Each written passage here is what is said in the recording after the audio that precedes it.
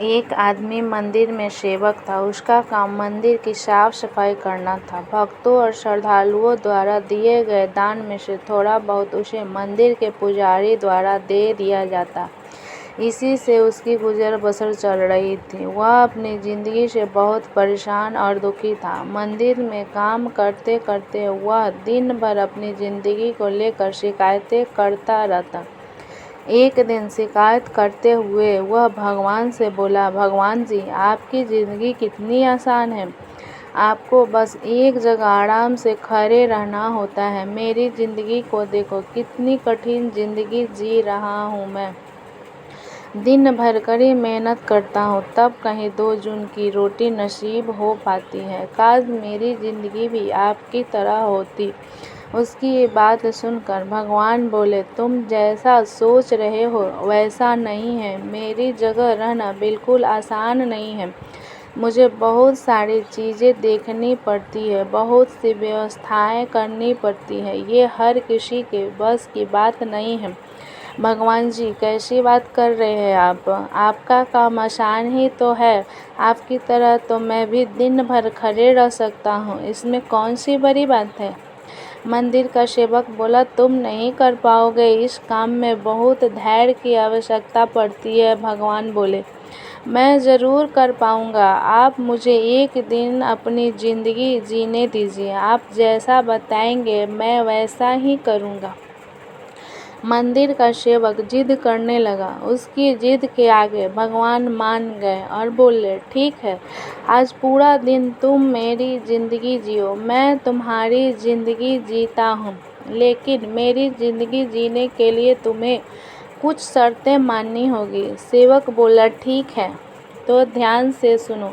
मंदिर में दिन भर बहुत से लोग आएंगे और तुमसे बहुत कुछ कहेंगे। कुछ तुम्हें अच्छा बोलेंगे तो कुछ बुरा। तुम्हें हर किसी की बात चुपचाप एक जगह मूर्ति की तरह खड़े रहकर धैर्य के साथ सुननी है और उन पर कोई प्रतिक्रिया नहीं देनी है। सेवक मान गया। भगवान और उसने अपनी जिंदगी एक दिन के लिए आपस में बदल ली। सेवक भगवान की जगह मूर्ति बनकर खड़ा हो गया। भगवान मंदिर की साफ सफाई का काम निपटाकर वहां से चले गए। कुछ समय बीतने के बाद मंदिर में एक धनी व्यापारी आया। भगवान से प्रार्थना करते हुए वह बोला, भगवान जी, मैं एक नई फैक्ट्री डाल रहा हूँ। मुझे आशीर्वाद दीजिए कि यह फैक्ट्री अच्छी तरह चले और मैं इससे अच्छा मुनाफा कमाऊँ। प्रार्थना करने के बाद वह प्रणाम करने के लिए नीचे झुका तो उसका बटुआ गिर गया। जब वहाँ से जाने लगा तो भगवान की जगह खड़े मंदिर के सेवक का मन हुआ कि उसे बता दे कि उसका बटुआ गिर गया है, लेकिन शर्त अनुसार उसे चुप रहना था। इसलिए वह कुछ नहीं बोला और खामोश खड़ा रहा। पुलिस नाविक को पकड़कर ले जाने लगी। भगवान बने आदमी को अपने सामने होता हुआ यह अन्याय सहन नहीं हुआ। शर्त के अनुसार उसे चुप रहना था, लेकिन उसे लगा कि बहुत गलत हो चुका है। यदि अब मैं चुप रहा तो एक बेकसूर आदमी को व्यर्थ में ही सजा भुगतनी पड़ेगी। उसने अपनी चुप्पी तोड़ते हुए कहा, आप गलत व्यक्ति को पकड़ कर ले जा रहे हैं। ये बटुआ इस नाविक के नहीं बल्कि इसके पहले आए गरीब व्यक्ति ने चुराया है। मैं भगवान हूँ और मैंने सब देखा है। पुलिस भगवान की बात कैसे नहीं मानती। उनकी बात मानकर उन्होंने नाविक को छोड़ दिया और उस गरीब आदमी को पकड़ लिया जिसने बटुआ लिया था। शाम को जब भगवान वापस आए तो मंदिर के सेवक ने पूरे दिन का वृत्तांत सुनाते हुए उन्हें गर्व के साथ बताया कि आज मैंने एक व्यक्ति के साथ अन्याय होने से रोका है। देखिए, आपकी ज़िंदगी जीकर आज मैंने कितना अच्छा काम किया है। उसकी बात सुनकर भगवान बोले, ये तुमने क्या किया? मैंने तुमसे कहा था कि चुपचाप मूर्ति बनकर खड़े रहना, लेकिन वैसा न कर तुमने मेरी पूरी योजना पर पानी फेर दिया। उस धनी व्यापारी ने बुरे कर्मों द्वारा इतना धन कमाया है, यदि उसमें से कुछ पैसे गरीब आदमी को मिल जाते तो उसका भला हो जाता और व्यापारी के पाप भी कुछ कम हो जाते। जिस नाविक को तुमने समुद्री यात्रा पर भेज दिया है वह जीवित वापस नहीं आ पाएगा।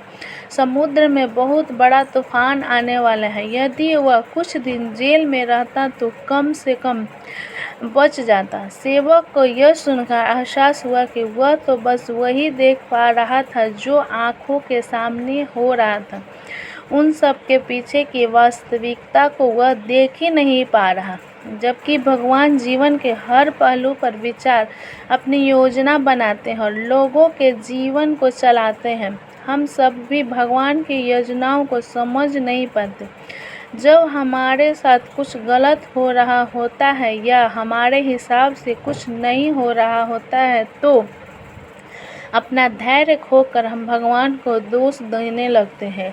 हम ये समझ नहीं पाते हैं कि इन सब के पीछे भगवान की कोई न कोई योजना छुपी हुई होती है। ऐसे समय में हमें भगवान पर विश्वास रखकर धैर्य धारण करने की आवश्यकता है। इसलिए चिंता न करें। यदि आपकी मर्जी से कुछ नहीं हो रहा है तो इसका अर्थ है कि वह भगवान की मर्जी से हो रहा है और भले ही देर से सही भगवान की मर्जी से सब अच्छा ही होता है।